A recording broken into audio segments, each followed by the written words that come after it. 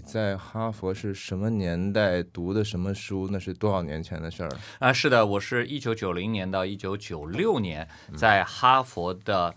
文理研究生院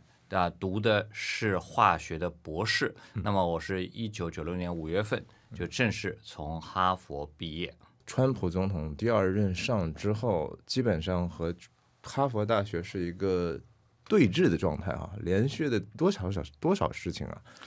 说什么我可能会取消你的免税的，然后联邦的资金停止拨款，甚至说你这个招收国际学生的资格我都要取消。你觉得为什么会发生这么一系列的交战呢？当然，从表面上来看，似乎是川普和哈佛大学之间的过节，但是如果从整个的大面儿来看的话呢，基本上还是离不开在过去那10几年、20年，在整个美国大学的校园里面所发生的变化。那么这种的自由主义，然后反犹主义、觉醒主义，都已经使得这个年轻人在校园里充当了一些极端的意识潮流的一个马前卒，也看到了极大的威胁到美国所谓的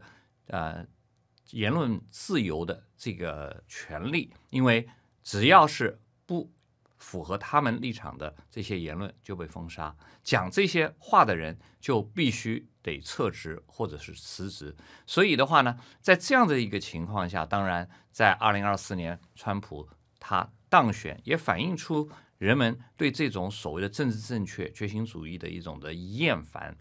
那么在这样的一个背景之下，特别是在以哈冲突过程当中，我们看到包括哈佛大学在内，哥伦比亚大学也包括其中的很多大学，他们的在校读书的学生，特别是国际学生，扮演了这样一个非常非常不光彩甚至是违法的一个角色。那么从这个角度来说，我相信川普他并不是只是针对哈佛大学，我们知道他一开始是针对哥伦比亚大学，哥伦比亚大学马上愿意配合，而哈佛大学却是不仅仅自己开始抵制，同时也召集了小兄弟们开始组成一个联盟团体来跟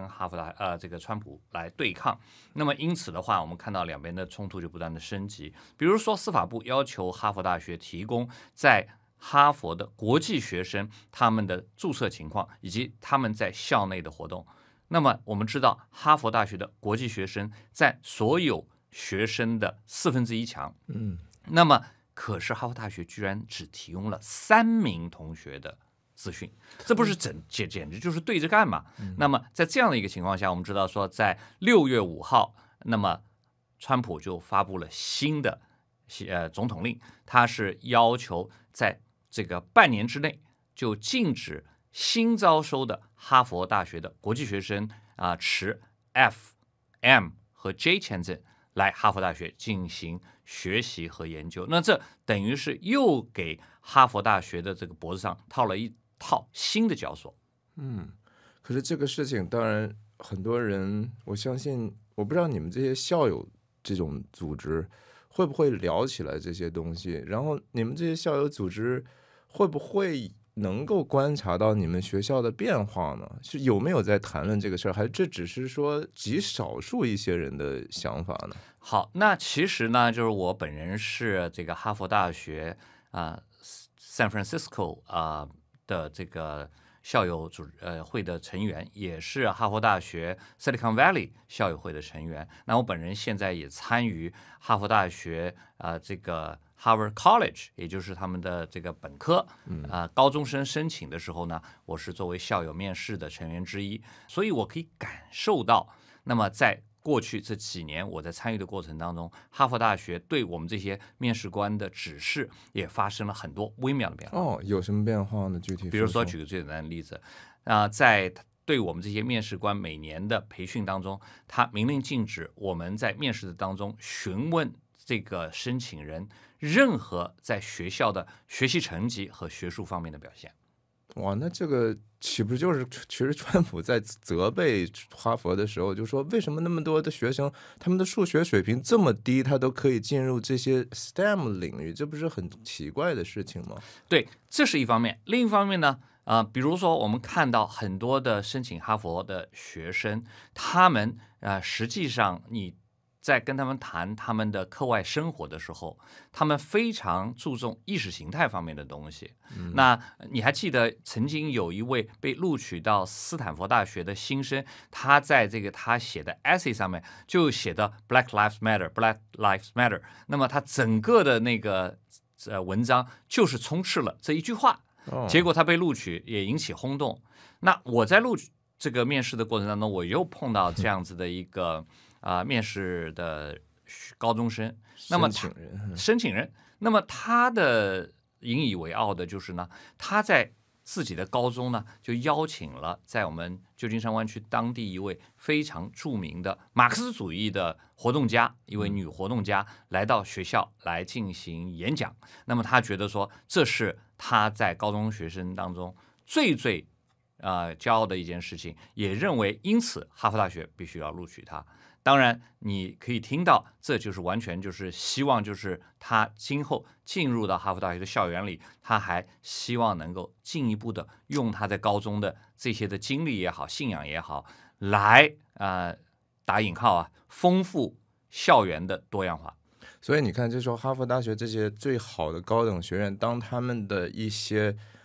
对外的形象或者是自己想树立的形象发生变化的时候，这些想去他那的人的人群本身也会发生相应的这种变化，对吧？然后一方面呢，在国内的这种感觉是向阳你这么说呢，这种招生有一点点反制的倾向了哈，就是说我们不在意这个你到底会什么，只要你能够愿意说我愿意相信什么，意识形态在先。像这个刚才这个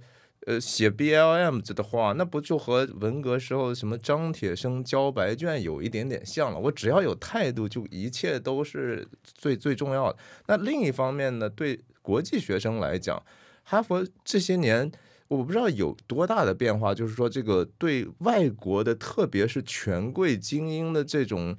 哎呀，好像说你赶紧都来哈，然后我们能形成一个新国际、新世界秩序的这种愿望，是不是也有很多的变化？诺贝尔奖获得者，那么是常常是哈佛大学挂在嘴上的一个引以为傲的数据。那我们就来看这一条。那么我统计了一下，从20年到2025年这1/4个世纪，哈佛大学拿到诺贝尔奖得主的这个人数呢是5人。哇，你一听哇，这个光哈佛大学就拿5人，可能比中国历史上所有的加起来还多。但是你如果再看1975年到2020年这段时间，哈佛大学拿了多少的诺贝尔奖？12位。所以你就可以看到，这近25年，它的诺贝尔奖的数量还不如前25年的一半。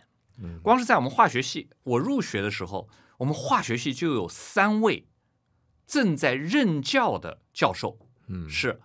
诺贝尔奖得主。所以从这个角度来说，你就可以看到说，这是否反映出哈佛大学它的这个学术研究不如以前了。好，然后我们再来看另外一个数字，这个数字也很好玩。从2020年到2025年，哈佛大学的校长像走马灯一样，一共有5任，甚至还不包括在这个从2020年到2025年这个2000年到2005年这个 Summers 校长他辞职过以后，临时来又把他回聘的前面一位叫 Bok 校长，好，这个还不算，就是正式任命的这个5位校长，5年当中5位校长。那么在过去是什么概念呢？在1990年到2000年，正好是我在念哈佛的时候，那时候的校长叫做Rubinstein， 那么他当了10年的校长。在这之前 Bok 校长他当了20年的校长。最长的哈佛大学的校长就是非常著名的 Charles Williams Eliot， 他当了40年的校长。为什么说校长任期和大学有关呢？你就可以看到说，当一位校长他的任期相对比较长，就保持了这个学校它的学术风格、它的整个政治面貌方面的稳定。而平环走马灯就表示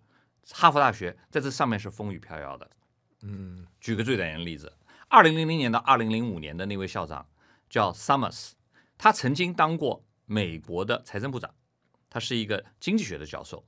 那么我们的美钞哈，如果是那时候发行的，就有他的签名。他在克林顿手下做过事情，但是他为什么只有5年的短命呢？他被迫辞职，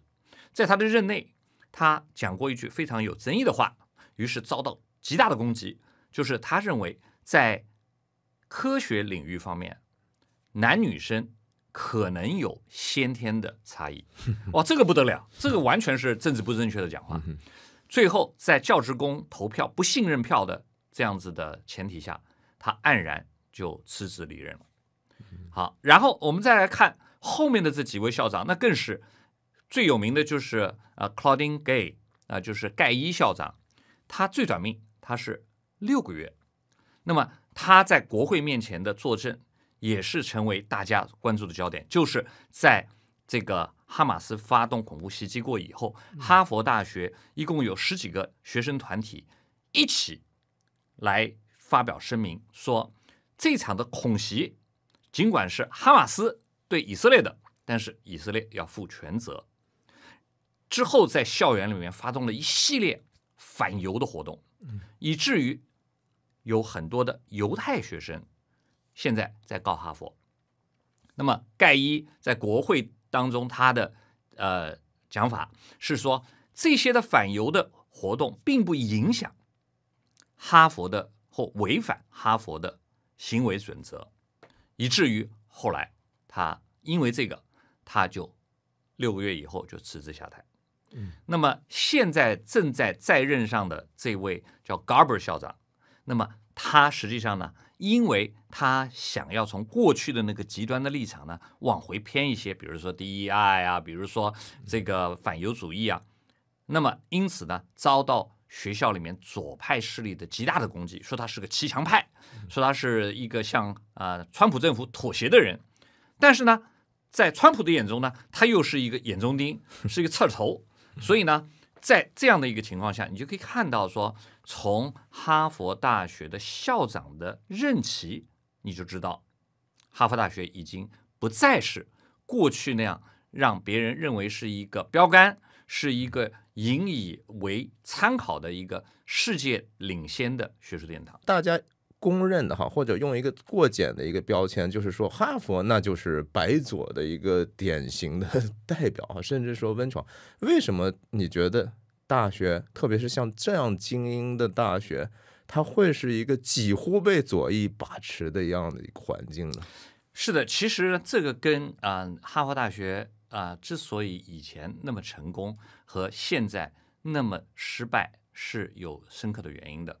那这里不得不再回过去讲那位40年之久担任校长的 Charles Eliot。那么他做了什么事情？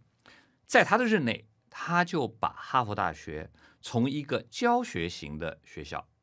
变成了一个研究型的学校。在他的任内，他也提出所谓的无耻书架的概念。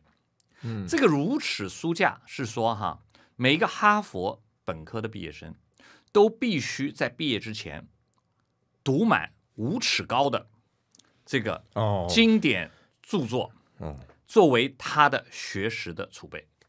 你现在想想看，很多的年轻人现在都非常的肤浅，他们不再去满足于对于过去整个人类的这个文明精髓的一个继承，反而他们热衷于在街头来对这些的口号，对这些的主义来充当一些的马前卒，这反映出一个学术方面的肤浅。是，然后对于我本人，这位 Eliot 校长也有极大的影响，因为呢，他在哈佛大学当校长的时候，他所做的一件事情，就是他为当时这个1890届校友捐赠的一个 Harvard Yard 的一个门，叫 Dexter Gate。他就来题写撰文。那我们这个哈佛大学有很多铁门，但是呢，唯有这个门呢，它是像中国的那个城门洞一样的，它是穿透了一栋宿舍楼，在宿舍楼里面等于有个门洞，然后门洞的这个上方呢，它有篆字。当你从校外进到校内，它上面写的是 Enter to grow in wisdom， 也就是说进校门是增长智慧。然后呢，当你出校门的那个方向呢，它的那个篆文写的是 Depart to serve better thy country and thy kind， 意思就是说，你出校门是为了更好的为你的国家和你的国民来服务。那么这就把过去我们哈佛大学只是培养学术精英的这样的一个这个层次呢，就提高到就是培养这个回馈社会、服务社会的人。那么我本人也是因为这样的一个精神号召，最后也是毅然决定来加入公共服务的行列。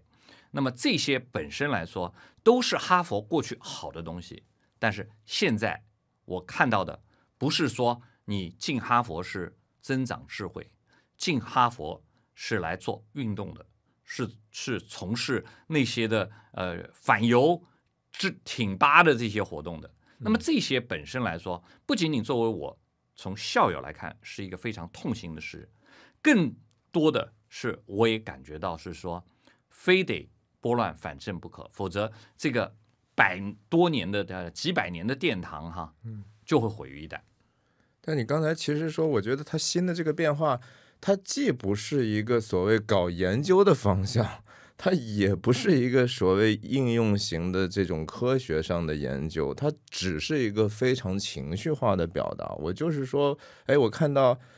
哈马斯是看起来是比较弱的那一边，那我就支持他嘛。那背后深深的就是这种左翼基因里头，甚至你可以说从马克思主义被真的具体化，然后细致化和理论化的这些东西都在这个里头有。您刚才讲的说，其实在这个反犹的活动之后，不是这个盖伊校长去被国会质询的时候，他自己的曾经有的一个自己的辩护吧，他就说这些抗议的学生不但说没有违反我们的行为守则，而且这也是他们的言论自由。那其实右派也在说，我们觉得大学里头没有言论自由了。然后说到您刚才讲的这个服务的这个东西呢，他们左派也会说，你看我们也是要服务人的，我们要服务那些广大的第三世界，反正就只要有不平等的地方、贫穷的，我们都要服务。那这个到底他们的区别在哪儿呢？和这个老校长，一方面他们说我们哈佛大学真是学术自由，但是在过去却是因为很多校园里面的教授他们发表不符合这些政治正确的观点，然后就遭到了大量的打击。我们刚刚讲的那个 Summers 校长就是一个很好，对 Summers 校长还有一个他的做法，我目前看是没有什么太多问题的，但是因为这件事情，他也是被极大的诟病。就是当时有一位叫 West 这样的一位黑人教授，那么他是哈佛大学的教授，但是呢，他不去老老实实在哈佛大学在教课培养研究生，他把极大的活动去从事政治活动，以至于他的精力根本不在这个大学上面。于是Summers 校长就对他发出警告，说除非你重新回到我们的大学，要来完成我们大学付给你那份薪水所要求你做的教课的活动、学术的活动，否则的话，我们要请你走人。结果也引起轩然大波，因为首先这位教授他是个黑人，你对黑人这样子，你这个白人校长你什么意思？第二，他这个 West 他是从事很多政治的活动，你不言而喻他是从事什么样的政治活动嘛？左翼的呀，一定是那么他就说好，你这是打压他。所以从这些角度来看，当然实际上不止这一个例子，还有很多其他的例子，包括有一些的教授他在课堂上发表一些的教学的观点，于是就被同学举报，捅到社交媒体和新闻媒体上面。于是那位教授就得不断的洗心革面的道歉、道歉再道歉。那么这些实际上都是屡见不鲜的例子，反映出在整个的哈佛大学的校园里面，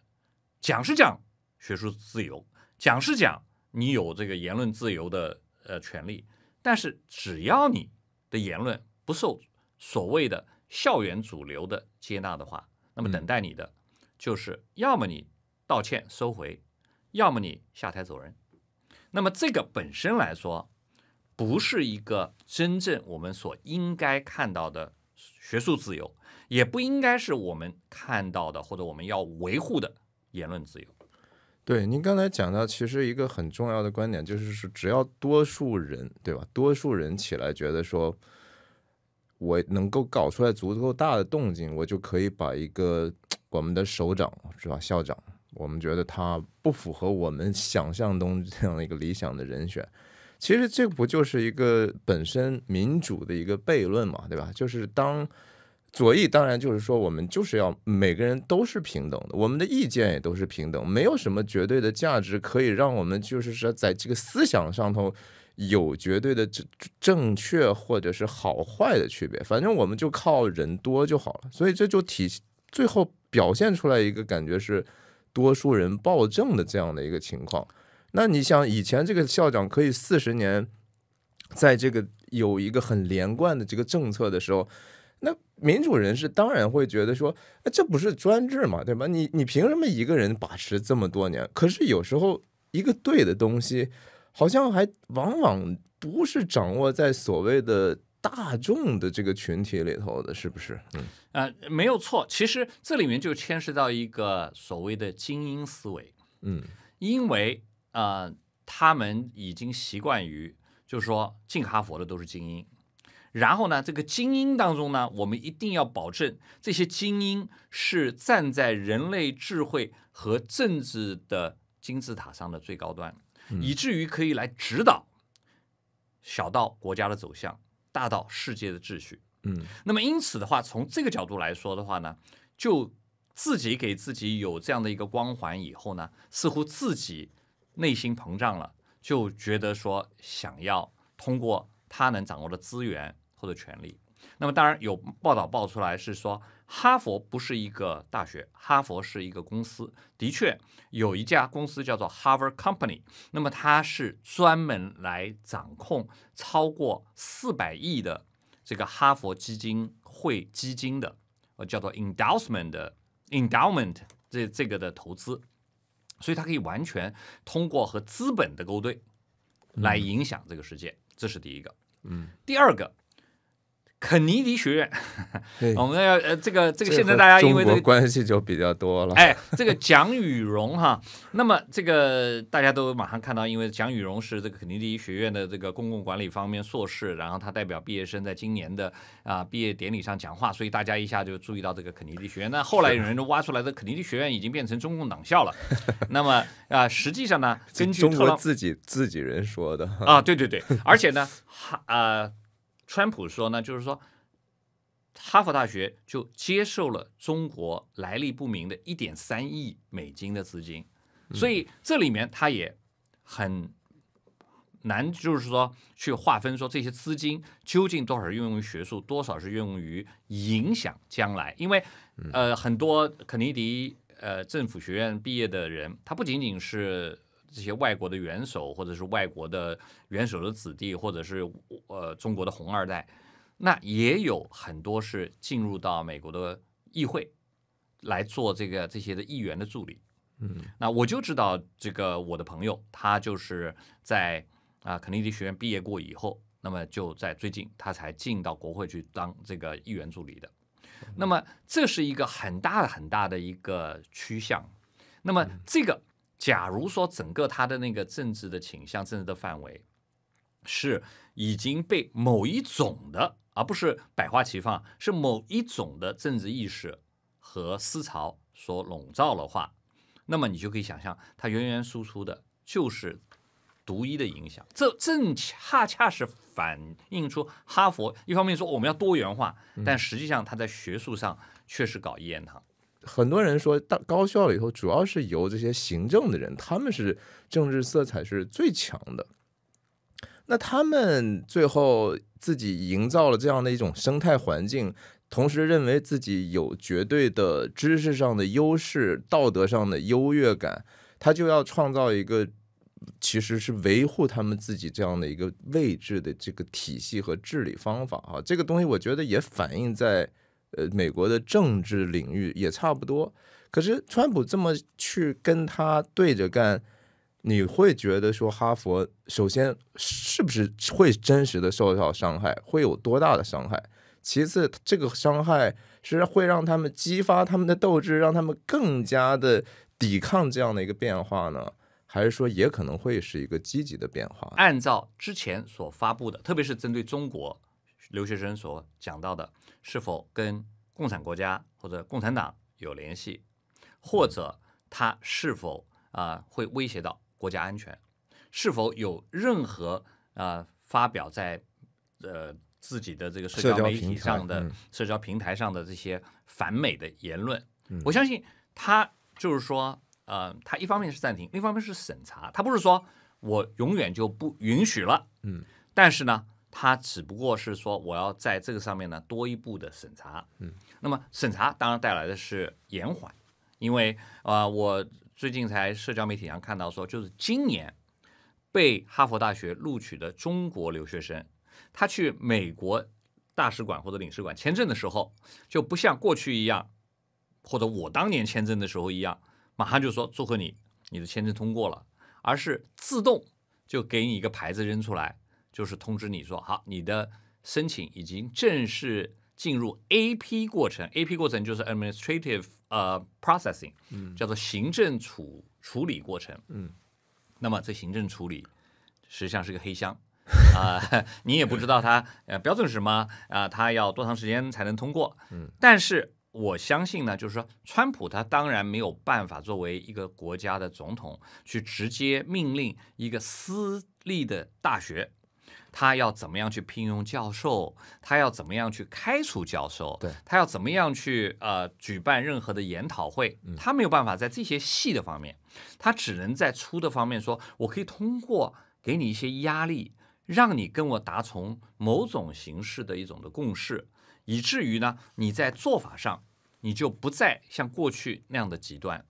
比如说，对于那些真正在校园里面对犹太裔学生产生威胁甚至发起攻击的这些学生，你必须要告诉我他们是谁啊？如果他们是国际学生，那么我就义无反顾的把他们驱逐出境。这一点我相信这正是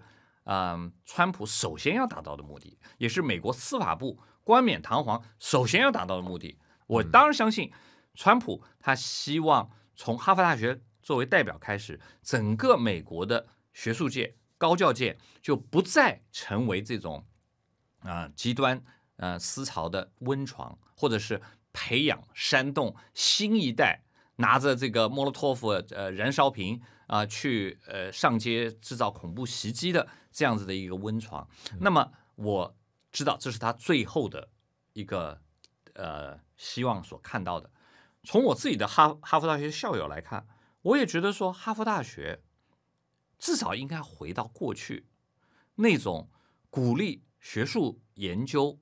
包括重点是在于科学研究，以至于可以汇集全世界的科技方面的人才，然后把他们留在美国，然后在科技界、在学术界、政治界都可以成为回馈美国社会的这些优秀人才。我们不叫自己是精英，我也不觉得我自己精英，但是至少那方面的扎实的训练可以让我有更多的经验才干，可以去服务他人。那么这个应该是哈佛办学的本意。最近的这个蒋宇荣的事件也是，我相信这个事情倒不是很大的事，可是在中国的网络上影响就发酵的很厉害了。那他自己这个演讲当中，我是觉得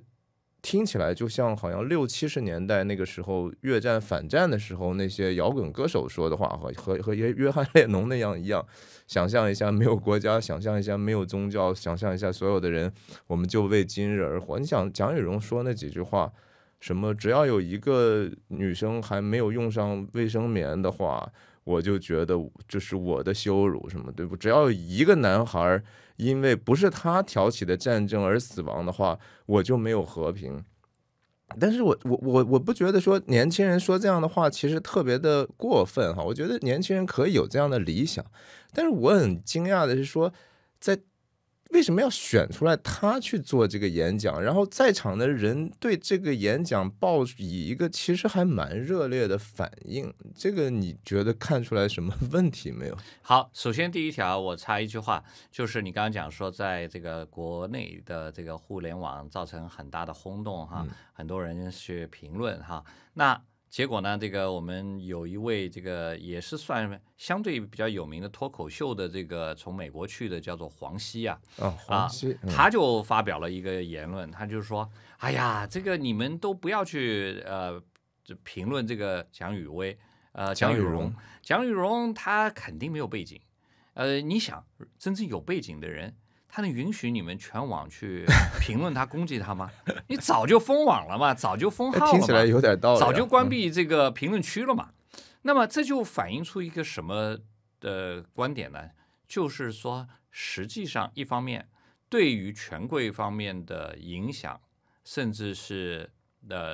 比如说习近平的女儿，她的信息在某一个中国的网站上面不慎的是提到说她有个女儿在哈佛留学，然后她似乎好像把照片登出来了，结果那位青年人就以莫须有的罪名就被关在监狱里面处以重刑哈。那么这就说明什么？这就说明有些东西是碰不得的。那么过去我们很多人有这样的一个天真的想法，通过让中国加入 WTO，可以影响这个国家，是他们的这个国民的意识，然后让他的国门开放，然后呢，让中国真正融入到这个整个世界的普世价值和所有的这个规范当中。现在我们知道，很多美国的两党的这个高层都已经不再有这样的幻想了。好，那么同样的，在过去之所以肯尼迪政治学院会招收很多中共的高官去进行培训，也是同样的想法啊。他来我们这边培训，我们把我们的先进的管理经验、人文价值，给他们做影响。结果呢，他们回去过以后呢，他们可以影响中国，是啊，一脉相承。可是呢，中国政府的想法是什么？孙子兵法说：“知己知彼，百战不殆。”我们把我们的人送去肯尼迪学院进行深造，我们就是要了解这个美国政府它是怎么运作的。他的这个接班人计划，他这个培养出来的人，不是最后进国会啊，制定这些的立法啊什么的，他们是什么样的想法？我们了解他，我们是为了更好的对付他，这就是引号的中国人的智慧哈，就是我们要师夷之长，怎么样？后面以制夷嘛，他的最后的动机是说，你想影响我没门。是我学到你的本事，我来治你。那这和那个中学为体，西学为用也是一脉相承的。好，然后再讲这个蒋雨蓉，他讲的这些所有的这些假大空的话哈，在我看来，实际上呢，他就是在一个哈佛精英同温层里面一个回音壁。他可能真的相信了吧？你觉不觉得？我觉得他是个彻头彻尾的一个表演。因为就像那个北大向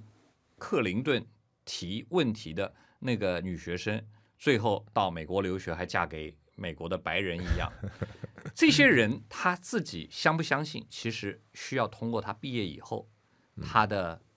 整个的走向来看。假如说真正按照他的讲法，尽管他过去是杜克的本科，然后呢他又是还在湾区还工作1年，在这个做这个基金的投资啊什么方面还做了1年，然后他在什么瑞士银行还这个工作了，包括实习加在一起好像3年的时间哈，有这样的一个背景，那么首先我必须得怀疑说，他在这个过去的这个工作经历当中，是否已经实现了或者实践了他所信仰的这些，这是第一个。第二个，他从哈佛毕业以后，他会去哪里？如果说他要讲到所谓的这些什么没有卫生巾，他就感到羞耻，那很容易啊。他来自于中国，他有没有讲过中国的妇女现在有多少人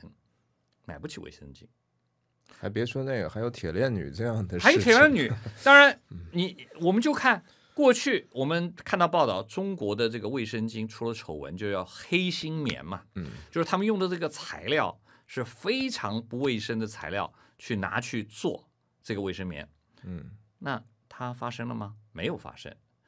那么因此的话，我自己的感觉，假如说他是始终是一个坚定不移的这样的一个实践者，那么他有他的信仰，他有他的实践，对吧？那我们无可厚非。但是如果说属于这种昙花一现的这种表演，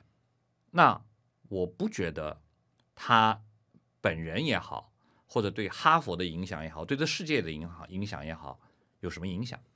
是有一个那个录像嘛，不是就是说他在这个中国大使谢峰的一个活动上，其实他是担任这个现场维持秩序的这样的一个人。当时当然现场有一些可能是我不知道是从香港来的还是香港、台湾和西藏好像是，对吧？他们有一些抗议，那个在这个事情在美国是非常正常的啊，就是在任何场合都有可能有一个人起来站说几句话，那大家也会其实就是说一般让他们说几句话，然后他自己觉得没意思了就走了嘛。那这个当然就说蒋雨荣可能是疑似出现在那个地方以这样的一个身份，那他的立场我们当然也很清楚。但是他在这个哈佛的演讲上，他说了几句话，他说，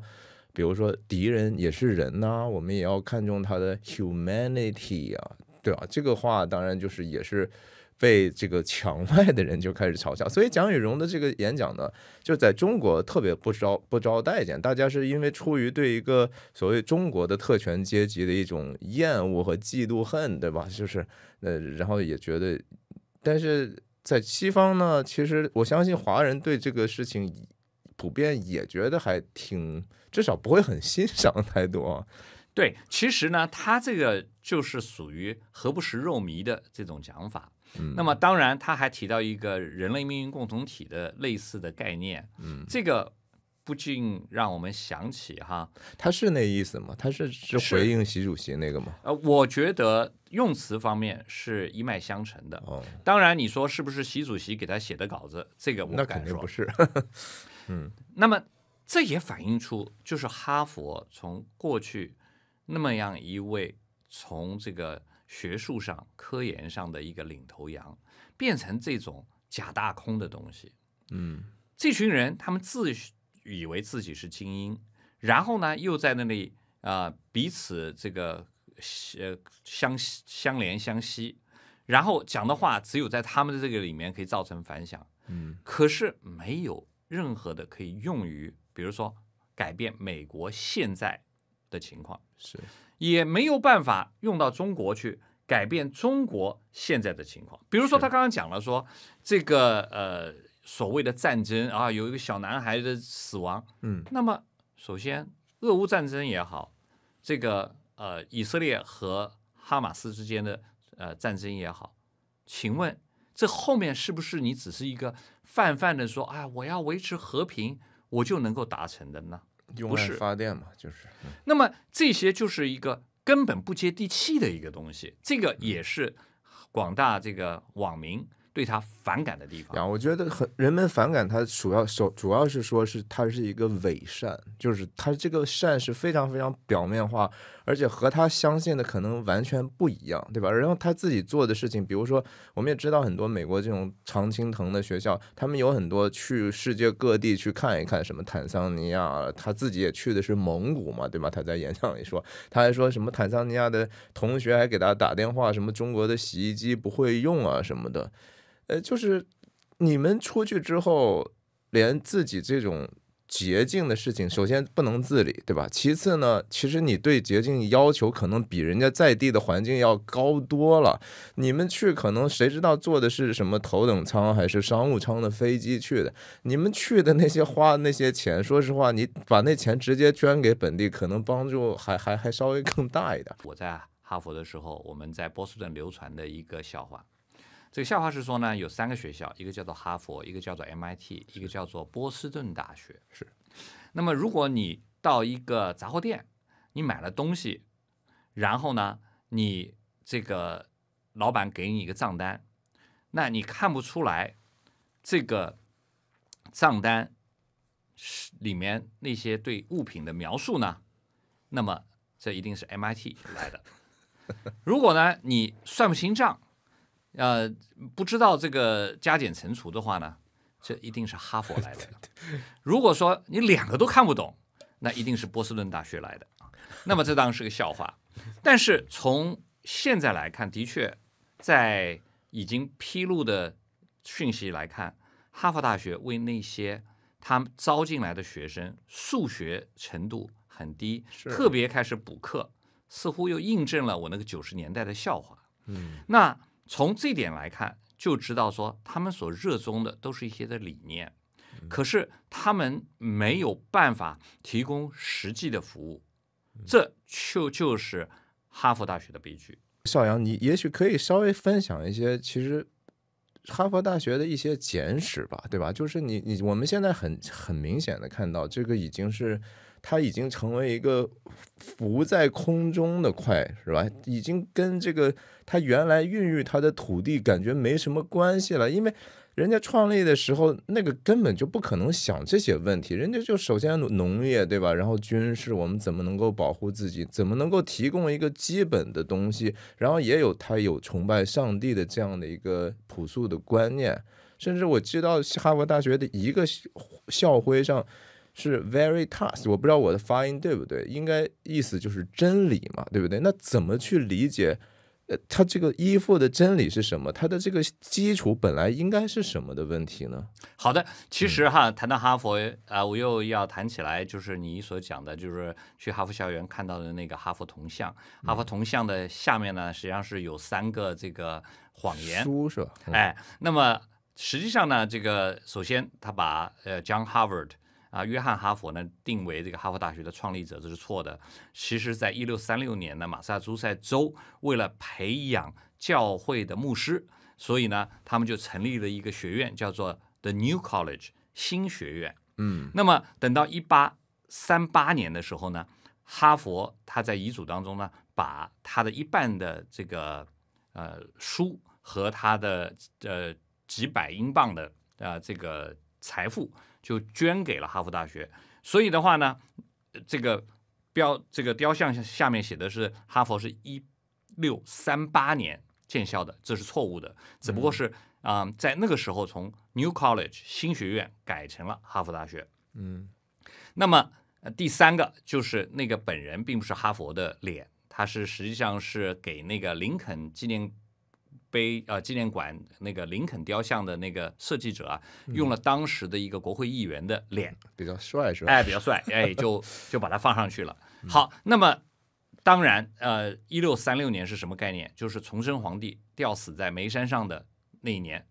哈佛大学建立。那你就知道它的这个历史是跟清朝的历史至少是可以回溯到同一年。是。但是在整个的这个过程当中，哈佛大学它的校徽就发生了很大的变化。一开始哈佛大学的校徽是一个盾牌，上面写的 Veritas 真理，分在这个3本书上。那么这3本书呢，这个上面2本书是打开的，下面1本书是盖上的。那么意思就是说，真理我们永远是在探索当中，永远不可能完全知道。在这个盾牌的校徽上面呢，还有一个缎带，缎带上面写着耶稣和教会。那么这很明显，这是当时哈佛大学它的办校宗旨和目的。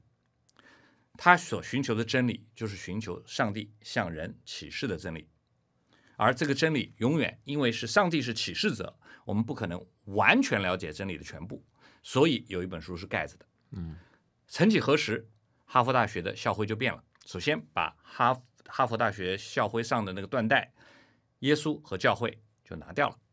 第二，把这个3本书当中盖着那本书翻过来了，意思是人定胜天，没有什么真理是我们不能够明白的。这就显出一个神和人之间这种谦卑人的谦卑已经荡然无存了。好，那么从这是他本身的这个办校宗旨，从他的办校的经历过程当中，我刚刚讲到的这位 Charles Eliot，他的很大的一个贡献，不仅仅是他把这个我刚刚讲了说要读这个无耻的这个书建立了这个研究型的大学，同时他提倡技术培养和这个知识追求并立。换句话来说，他也认识到就是职业技能的培训也是哈佛大学的重要组成部分。这就让我想到，在这个今天我们白宫的发言人女发言人她就是说，像我们这个美国需要更多的是这个拥有专业技能的，它叫 trading school 是吧？当时并没有用 trading school 就是商会学校的这样子的一种的讲法，或者行会学校的这样一种讲法。但是呢，这个今天的发言，他当然是讲说我们需要更多的是拥有技能的人来建设美国。所以这个你就可以看到说，哈佛大学始终是把向社会提供拥有技能的，这些是一个当做首任。那么在当了20年校长的，在我正好进哈佛大学，他刚刚就卸任的这位 Buck 校长，他在他的任内完善了法学院、医学院、牙科学院和其他一些专门培养技能的这种研究生院，然后使得哈佛大学更加的来注重这些方面的研究。那么这些都是哈佛办校当中它的一个变迁。那么现在我们可以看到，它已经逐渐偏离了建校的宗旨，和它办学当中很多可以来这个借鉴、可以来利用的这些，反而义无反顾的去培养所谓的人文学科，并且大搞一言堂，以致成为了一个不伦不类的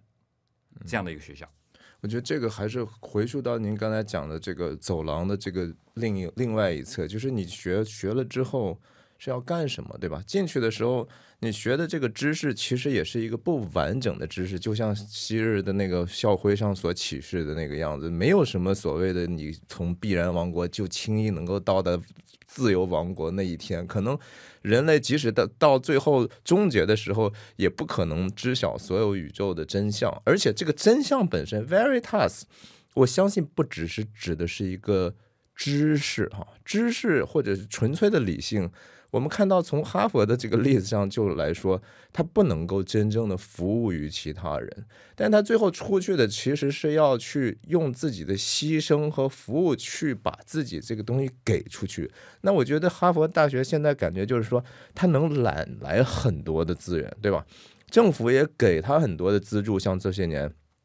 他自己的校友，然后自己校友的这些社会关系又能给他捐这么多钱，那全世界的权贵们、精英们也拼命的通过自己的关系网和财富把他们的孩子放进去，但是很少有人可能真正的想到，就是说，难道你不是应该最后去服务回去你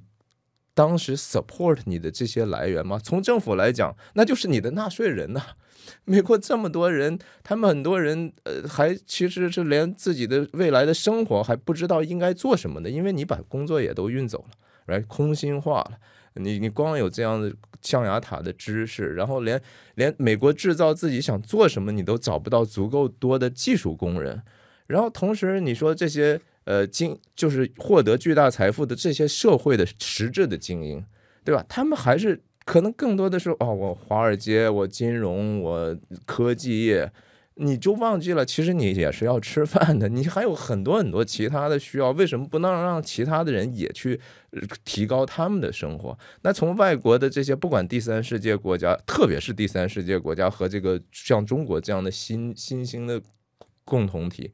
他们其实很多人也没有真正想说，哎，我回去能够把这个地方转化成更像是美国这样的一个有自由民主的地方，对吧？你就甚至我觉得说蒋宇荣你在演讲里头说的那个话好像挺理想主义，但是你上了微博，你去怼中国网友的时候，你表现出来的那个其实和一个那种泼妇式的东西没有太大的区别。你有任何的谦卑说，其实我也是有一些没有想清楚的，对吧？哪怕你承认我就是无知嘛，没有，他还说，哎，我作为中国人在西方是怎么样被报道的，你们有看到吗？又把一个你是为自己脸上贴金呢，好不好？其实人们讨厌他，讨厌恰恰在于说，所有这种 self-centered 哈，以自我中心而没有去服务的时候，然后还要去说漂亮话的时候，人们就觉得不对。我也相信这也是美国社会或者说这一届政府认为哈佛存在问题的地方吧。对，所以呢，千万不要认为说，哦，现在这样子的一种的政策也好改变也好，只是哈佛和川普之间的私人恩怨。其实这已经暴露出以哈佛为代表的这些高校，他们在过去这几十年内已经变成脱离美国的现实，脱离美国的需要，去为一己之力来进行他们自己自娱自乐的一种的活动，甚至讲的不好听点，是一种满足于他们来装满自己荷包的这样的一种做法。我们先看美国的这些大学，包括加州的州立的加州的Berkeley UC， 他们现在全部都要依靠外国学生才能够让他们的这个财务可以能够继续运营下去。你不觉得这有问题吗？这是第一个。第二个就是在哈佛也好，在布朗大学也好，这些常春藤学校，你刚刚提到的这个 administration 这些管理人员的比例和学生的比例，在布朗是两个学生就要摊一个 administrative staff 管理人员。那么这就反映出为什么他学费那么高。现在布朗大学的学费已经涨到了9万多美金一年，是。那么这绝对不是一般的劳工家庭所能够支付的。据统计，在布朗大学所有的学生，他们家庭的年均收入都在20万美金以上。那么学校也给奖学金啊，但是他那个奖学金是完全没有办法来填补那个差距的，使得它就是一个培养精英的一个殿堂了。哈佛大学也是这样。那么同样的，就是一方面它依赖于外国学生带来的收入，但另一方面他又希望把这样子的一种的意识形态呢，又放在这个所谓的像蒋宇荣这样的人的心里面。是。那么其实对美国有什么好处？不是川普总统今天要跟哈佛过不去，我觉得是美国整个的社会要向他们发出这种扣人心灵的一种的质问，就是说你究竟是如何来为我们服务的？是。川普总统讲，我宁愿少收一点外国学生，多收一点美国学生，难道这一点有错吗？另外，哈佛大学它在学术的这个影响力，特别是我刚刚讲到的诺贝尔奖得主的这个数量是越来越少。难道你哈佛不应该好好反思一下吗？这个事情其实还真的是说，我甚至觉得还有一个层面，就是说这是一场关于教育本身的那个灵魂之战，对吧？就是到底人应该培养成什么样的人是好的一个方向，甚至就说那人活着到底意义在哪里嘛，对不对？是真的是说感觉到像蒋宇荣这样的体现的那种精英大学里头的心理层面的那种 narcissistic 的倾向啊，他其实除了说满足自己荷包之外，他自己感觉特好，你知道，他肯定感觉说哇，这个我就是特别高尚，我就是特别懂真理，我真理已经在握了，恨不得，这是一个极端自恋的，然后病态的一种倾向。我觉得回复到一个像常识来去主导的这样的一种校园文化哈，甚至我就说为什么前些年 Jordan Peterson 的这种崛起，它其实就是一个我用一个诚实的对话来，你能不能去用你自己的理性和你的有限的知识来 defend 你自己这么大的一个 claim 是吧？然后就发现说，其实这些闹事儿人也好，搞意识形态的人也好。他蛮空洞的，对吧？他说两句，他就不知道该说什么。之后呢，他就只能用暴力或者言语或者不让你说话的方式，就像 UC Berkeley 这样。为什么他保守派的人一去了，他就很着急，对吧？马上就是我要给他砖头砸的，让他不敢来。哎，这是一个整个美国真的是，这也是美国的精神的一个内斗，我觉得是。那回想到现在的话呢，我觉得说，虽然我们可以去骂这个蒋雨荣是白莲花，是圣母情节但是我相信它只是一个折射。有人说，哎，为什么今年来选一个中国学生，而往年都没有中国学生在毕业典礼上讲呢？一定是哈佛大学给他下套，因为现在这个川普跟哈佛大学过不去哈，这当然是有点阴谋论，也许是个巧合。我觉得不能，就是说无论怎样，哈佛的当局也好，甚至你作为校友一样，你不希望这个学校的声誉遭到永久性不可逆的一个伤害吧？没有人愿意看到说美国的，我也不愿意啊。我觉得说这也是代表美国基因里头非常重要的一环，对吧？你把它拆解了有什么好处？就像 Jordan Peterson 也说，不要轻易的去攻击这些其实已经很久的这些 institution， 这毕竟是人类的一个智力和我们共识的一个凝结，对吧？我们的目的不是说咱们就干脆和文革一样，直接给它碎了吧？不行，这个大学还是有它自己的位置，它是那个人类良知和很多价值依托的地方，只是说它现在出错了，对不对？就得去 fix 它。对，你讲的太对了。回想我当年实际上呢，在申请研究所的时候我申请了这个 UC Berkeley， 也申请到了这个哈佛。结果当然最后我选择了哈佛没有选择 UC Berkeley。现在想来，我觉得我的决定还是对的。不光是因为我在 Boston 碰到了我的太太在哈佛我变成了基督徒，更重要的是我不是只是学到了所谓的知识，我去了以后，我是增长了智慧。圣经上说，认识耶和华就是智慧的开端。真的。然后我也意识到说，哎，我本人学成以后是要回馈社会的，回馈这个社区的，所以我也身体力行。那我也衷心希望，就是我们所有哈佛大学的毕业生包括现在在读的学生，我们都可以本着一个当年 Charles Eliot 校长所提出的这种非正式的校训吧，然后身体力行来服务社会。其实就是两个最大诫命，对吧？爱神和爱人如己。谢谢邵阳的时间。